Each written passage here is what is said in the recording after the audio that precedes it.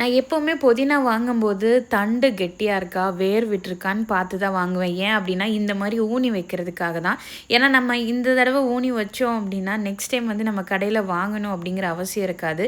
இதிலேருந்தே பறித்து சமைச்சிக்கலாம். அந்த அளவுக்கு நல்லா தளைஞ்சு வரும், சீக்கிரமாக க்ரோ ஆகும். இடம் இருந்தால் தான் வைக்கணும்னு இல்லைங்க. நீங்கள் சும்மா நார்மலாக சின்ன தொட்டியோ இல்லை பவுலோ எது இருந்தாலும் வைக்கலாம்.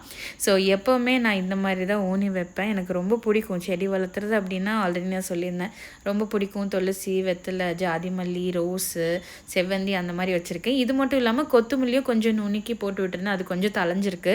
அப்புறம் இந்த சிந்தாமணி செய்யும்போது வரமிளகால விதை எடுத்துகிட்டு தானே போடுவோம். ஸோ அந்த விதையும் இருந்துச்சு, அதையும் தூவி விட்டுருக்கேன். அதுவும் நாற்று விட்டுருக்கு. அடுத்தடுத்த வீடியோவில் எப்படி க்ரோ ஆகிருக்குன்னு நான் உங்களுக்கு காட்டுறேன்.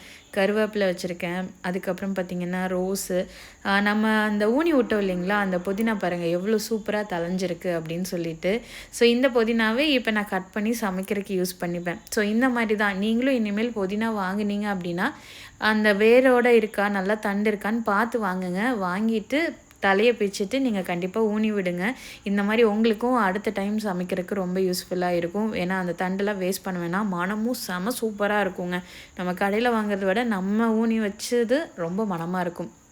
இது பார்த்திங்கன்னா பன்னீர் ரோஸ் தான். நல்லா தளைஞ்சு நிறைய மொக்கோட விட்டுருக்கு.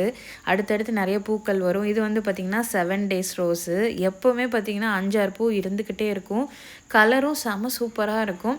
ஸோ நீங்களும் இந்த மாதிரி கார்டனிங் எல்லாம் உங்களுக்கு பிடிக்கும் அப்படின்னா கண்டிப்பாக கமெண்ட்டில் சொல்லுங்கள். இந்த வீடியோ பிடிச்சிருந்தா மறக்காமல் லைக் பண்ணுங்கள். அடுத்தடுத்து நான் உங்களுக்கு என்னோடய கார்டனிங் அப்டேட்ஸ் எல்லாம் நான் கொடுக்குறேன். அடுத்த வீடியோவில் பார்க்கலாம். பாய்.